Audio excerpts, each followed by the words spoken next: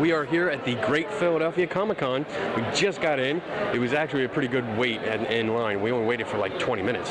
So here we are. We're going to go look around and see what's going on. All right, let's go.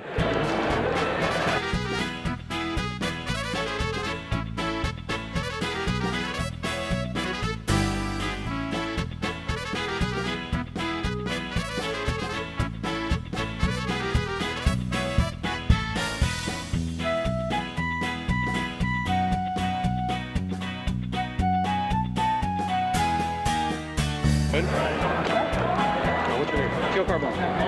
Joe. Joe? Yeah. All right, I'm here with Joe, and he's going to tell us about the comic that he put out. I want to bring this up and show it to the camera. So tell us about this comic. It's called the Chronicles of Mary. Basically, it's a fantasy story that takes place on the world of Rahane. It's a self-created title.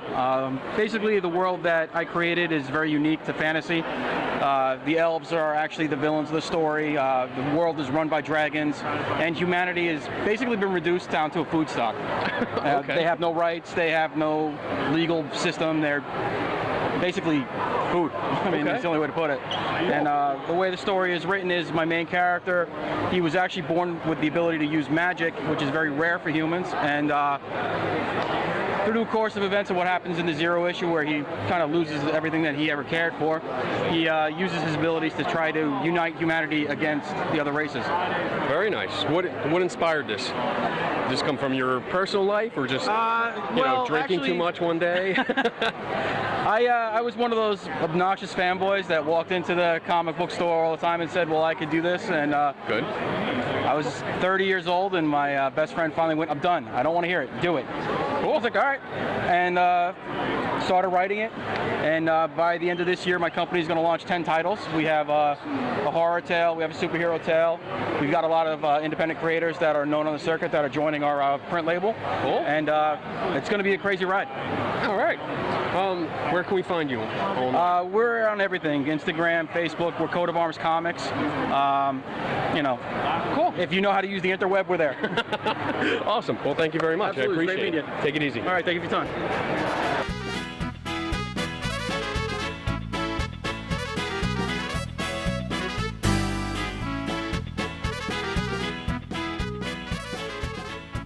All right, I'm here with Benny and Adam, and they're going to tell us about what they're doing here. I see some amiibos, but they're zombified. So who wants to tell me about that? I wanted to go ahead and kind of take the child-friendly thing and just kind of make them a little bit creepier than normal. I started off with a nice, like a zombified Mario, and then went from there. I went to Pikachu, I went to Diddy Kong, and just kind of started from there. The popularity really kicked in when I did a zombie Rosalina, and that got featured through, I think it was the Tanuki, was it? Tanuki.com, and then also Reddit got over 16,000 views in like 2 days. Yeah. Wow. Huge. And then Kotaku did a quick feature on the Peach, which I also did a little alteration of a continuation of it with a zombified Toad down there. Okay. So it's been a lot of fun. It takes me a little while to do, but I put a lot of detail, a lot of time into making them. Now, is it all paint, or do you actually add any other materials to it? I craft them. I'll cut them off. I'll cut them off their bases. I will drill into them with a Dremel. Nice. I even have a video out there on YouTube showing actually dremeling right into that poor little gold Mario. And that's cool. As beautiful as they look, not a lot of people like the way looking at it, but hey, they look great afterwards. And you also add other stuff like lights. You have a yes. And what's that do? This is a LED modified. Like that. So I don't want to look into the lens there, Mega but Man. Nice. Mega Man. Reposed. All the batteries and stuff are right there on the helmet. Nice. So people can replace them if they need to be. So I've been working a lot on those. They're a lot of fun. And who does the artwork? That is also me. Yeah. That's you too? Yep. You're letting him hog the microphone. Pretty much. I'm usually the speaker, which is pretty funny, but this is the artist. He's the one that makes it happen. So. But with all the art, besides the paintings also, though, we have a web comic called Yeah About That, which we just started last week, went public. Cool. This is actually one of our beta comics that we had out there, which led to the T-shirt that we had. So Sweet. that's starting out there, and where we get yeahaboutthat.com. But he's the other side of our. Yeah, our ultimately, comic. we have a company called Take Care, Have Fun, which is pretty much the umbrella of everything. And what we're here to do is create a lot of different things that nobody else is doing. Have fun with the webcomic, because the webcomic is pretty much about us being gamers, nerds that have had bad experiences, whether they're buying something, pre-ordering, and just going to conventions and just literally how we handle those scenarios. Bad experiences. I think we've all had those kind of things at these Pretty much. conventions and stuff. But That's yeah, cool. it's the webcomic is weekly, so we're doing like one strip at a time. But at the end of the day, we're gonna make sure that we get people what they want. They love the Amiibos, which is we were the first ones to do that. So that's a huge thank you to everybody that's been supporting it. And we're gonna probably start coming out with some T-shirt designs, having some of the zombies and That stuff would be as cool. well. I especially like the Pikachu zombie. I think that's awesome. Holding his own. Yeah, it's Holding the brain, that's Nicky.com great. also had him on the it was the top 20 list of some of the best modifies, and that was like Sweet. within the first month of people even touching them. Awesome. So, yeah, pretty All right. exciting. Good. Thank you. I appreciate it. Thank you. Thank you for Thanks your for time. taking a couple minutes to Thanks for talk to me, stopping by. and we'll Absolutely. see you online. Enjoy the show. Cool.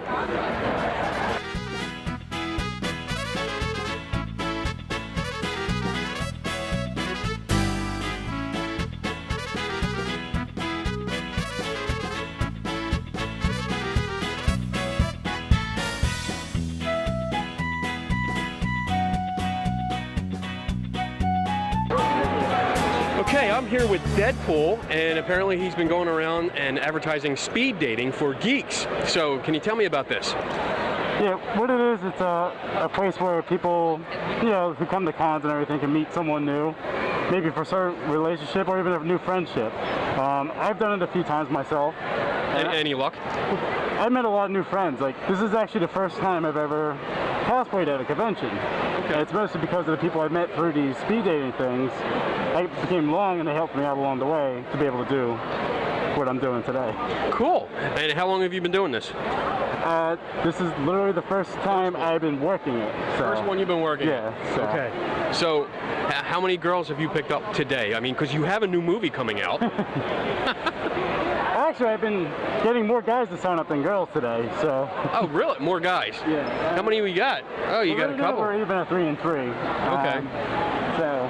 Well, that's good. Everybody should get a date then. Yeah, everyone should get a date. And usually, if it's a smaller thing, they get longer time, so it's a longer date. Right. Still speedy, but. Cool. All right. Well, thank you. I appreciate you taking a couple minutes. Thank you. And have fun. You too.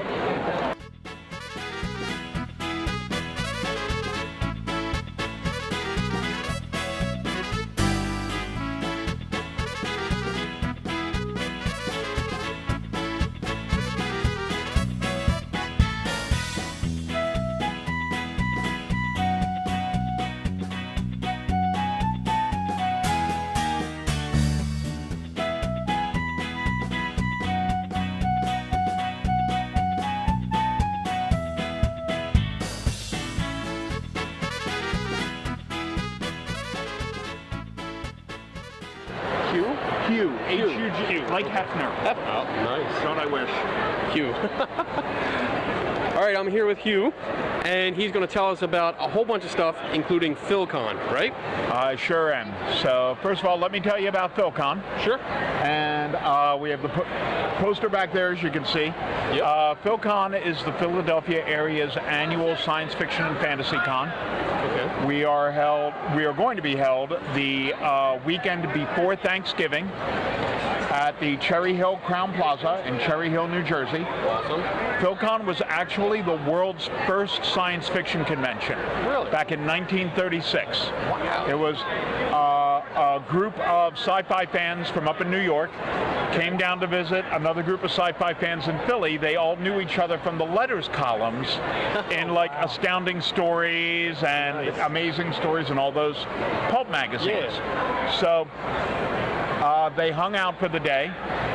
They ended up back in the basement of Milt Rothman's parents' home. Milt's parents had a speakeasy in the basement.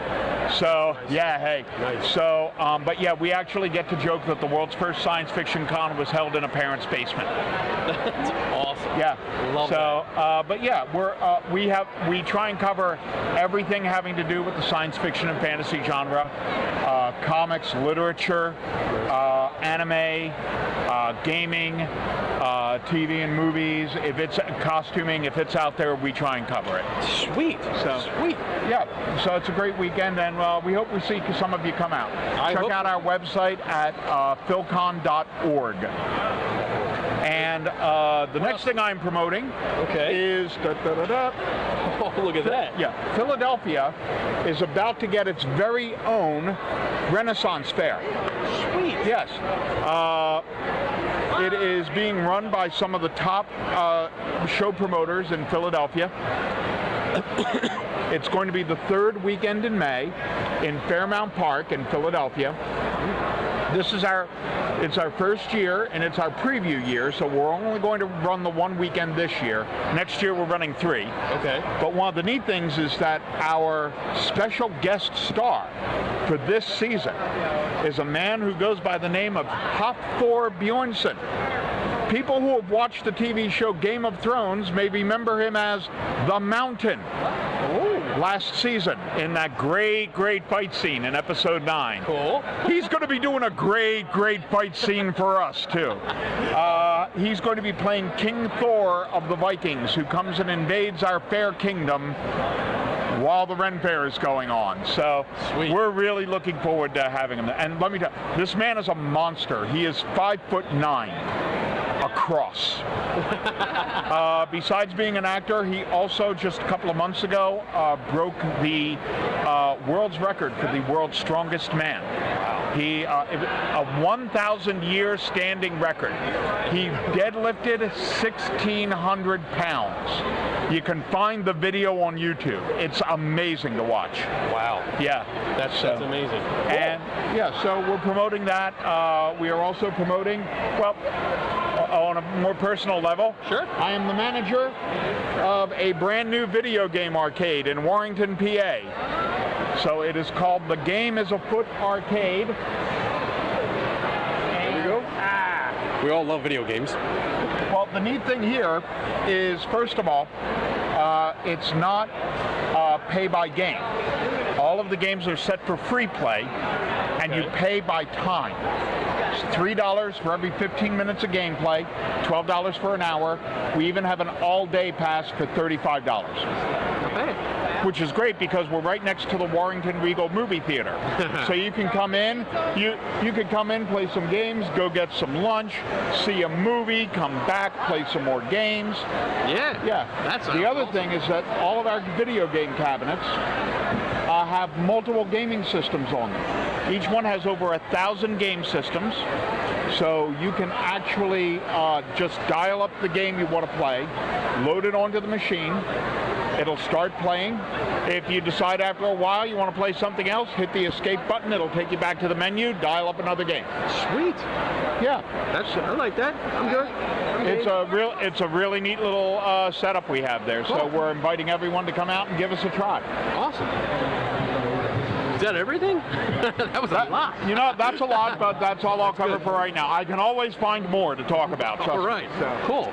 Thank you very much. And we hope to see you either at Philly Ren Fair or at PhilCon. Thank you. We'll be there. Thank you very much, sir. Thank you. I really appreciate the change. Cool. I'll check your channel and see when it comes up. Yes.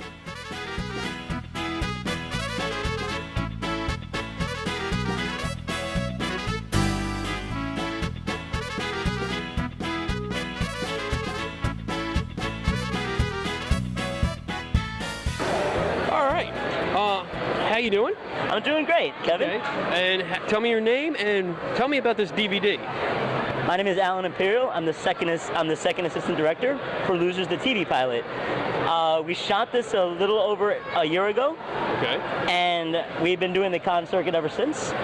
And and now we finally get to sell it and share it with the world instead of just showcasing it during the film festival. Sweet. All right. So what's it about? I mean, the title's Losers, so Yeah. I kind of fit in that once in a while. Absolutely. We've all been there. Yep. So what's the TV show about?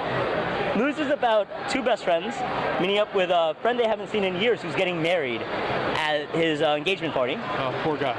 Right? Yeah. And they're all losers. They couldn't get to save their life. Okay. And the friend who's getting married went metrosexual. Okay. And Manny and Zach, our protagonists, have to bring him back to show him the way. And eventually, they make him take things out of the box. Okay. To like limited edition collector stuff. Okay. To prove that he's still one of them. Okay. Yeah. Cool. Absolutely. Thank you very much. I appreciate it. And where can we find you online? Right now, we have our webpage is on Facebook. Okay. Hold that up. There you go. And then here's our card.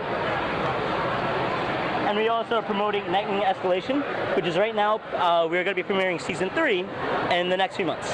Cool. Yeah, we're right now in production. Oh, cool. All right. Thank you very much, sir. I appreciate My pleasure, it. Kevin. Take it easy. Have a great one.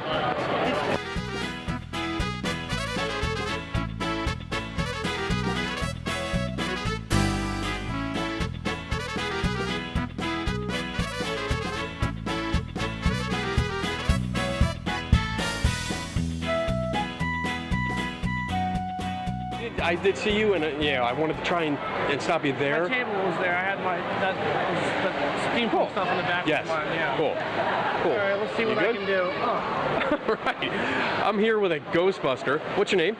John Holiday. John Holiday. And the reason I stopped you is because not only are you a Ghostbuster, but you have more of a steampunk themed proton pack. How long did it take you to build this thing? It took about a month to build. Yeah. And what was involved? I mean, it looked really cool. I upcycle a lot of stuff, so I take a lot of stuff lying around and just utilize it, and I construct. Yeah. This simple. Just throw it together, Throw it see what together. happens. All right, she's going to get a picture of your back here. This is really cool. I call it the dichotomy pack because it's a mix between my steampunk and the real Ghostbuster. So it's in between. And it looks, I mean, it looks like it's a bunch of pieces of wood and almost like a cabinet. Yeah, it comes from all over the place. Yeah. Can't give it the secrets what it is. Okay. I can understand It that. takes the magic away. And you say you do a lot of this kind of stuff? You build? Yeah, I make. I have a time machine backpack I've made. I'm making a trap right now, a steampunk trap. I've made guns and weapons, goggles, jewelry. I make all kinds of stuff. And it's all out of recycled stuff? Yep, everything's upcycled. Wow, that's pretty cool. And do you have a website where people can view your stuff? It's on Facebook. It's thevelvetmonocle.com. Sweet. All right, cool. Thank you very much. I appreciate you taking the time, and we'll see you around.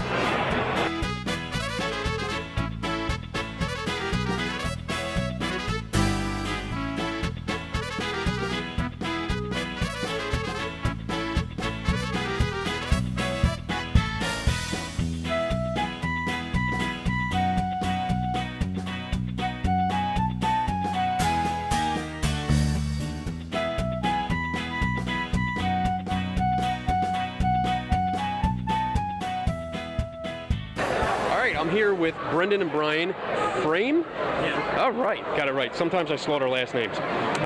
But stopped by, saw you guys, and you started telling me about a comic book that really piqued my interest. So tell me about that. The Odd Squad. It's about a group of paranormal investigators who aren't very good at their job. and by not very good at their job, what does that mean? Well, they're like a comedy X-Files. Yes, basically. Comedy X. Okay. So they screw up a lot? Is that kind of what's going on here? I would say so, yeah. It was a 3-issue series. Cool. Yes. And how long ago did this come out?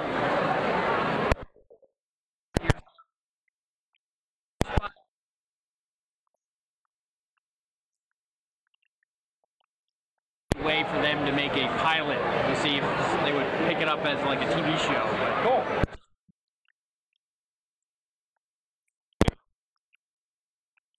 Here, what else?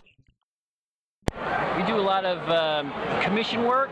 We do a lot of artwork. Like when we do conventions like this one, we do a lot of sketches for fans.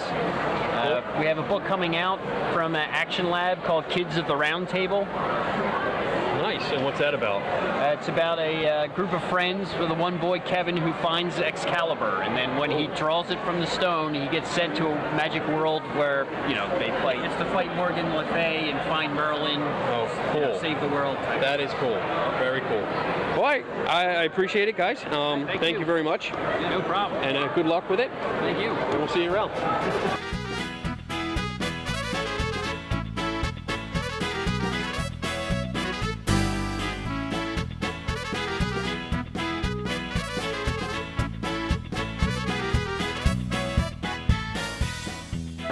Okay, I am here with Rachel, and she's going to tell us about this book called Luma World. That's actually the third book. The series is called Color World. So it's Color World, Teleworld, Luma World. So it's about a girl named Wendy who can sense emotions of people that she touches. She's also broke, so she goes to an allergy study to get some extra money. When she comes out of it, she touches someone and they die instead. Oh, well, that's not good. Yeah, she finds out she was targeted by the people who ran the study, right? Raises lots of questions. So that's all in the first book, Color World. Okay. The series, though, is a really feasible superhero story. So take away the spandex and the capes and the flying around, the laser beam eyes and the blades out of the hands. If people had superhuman abilities, what would that actually look like in the real world? Cool. So it's more grounded. Yeah, so kind of like the show Heroes. Okay. That was on, I guess, NBC, was it, a few years ago? Yeah. Of just like, everyday people. Everyday people. Right? They're bringing that back. Yeah, that's what I hear, which is good for me. Yeah. We generate interest. That's great. Yeah. How long ago did the first book come out? December 2013 was Color World. Color World, yes. Yeah, then April 2014, and then this one just came out in December. Okay. This is the very first illustrated edition. We did a Kickstarter project to raise money to put pictures inside. Oh, nice. So 7 different artists for each of the 7 books in the series, and this is the very first one that was released less than a month ago. Oh, cool. That's very cool. How long does it usually take to finish one of the books? That is a very hard question. So the first draft, I can do in about 2 weeks. Real? Wow. But the editing is probably about 6 months. Wow. So, and then after that, you have the cover design and, getting all of those ducks in a row, and then like the copy editors and all that adds more time. So typically, when I release the first 3 pretty quickly, it's because I had done so much of the work ahead of time. Yeah. And now I'm sort of on like a 9 months to 1 year schedule release between the books. Cool. So. Very cool. And where can we find you online? I am at colorworldbooks.com. We're on Twitter and all social media at colorworldbooks. Sweet. We have our hashtag is hashtag CWBT for Color World Book Tour, because we actually travel to 46 conventions this year. We're doing this every single weekend. Wow. Live in a 30-foot RV with our 4 kids, and 6 of you going around.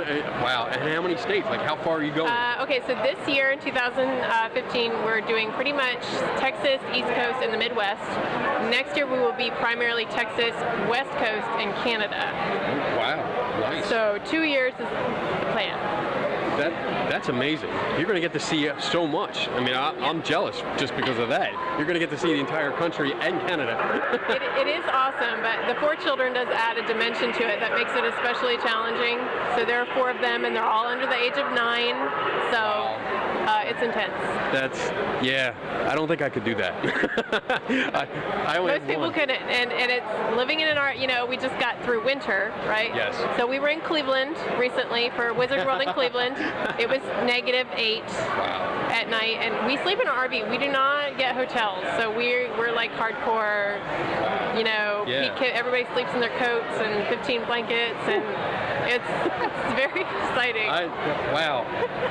More power to you. That's awesome. Yeah. All right, I appreciate it. Thank you very much. No problem. We'll look for you online. All right, thanks. Take You're care. welcome.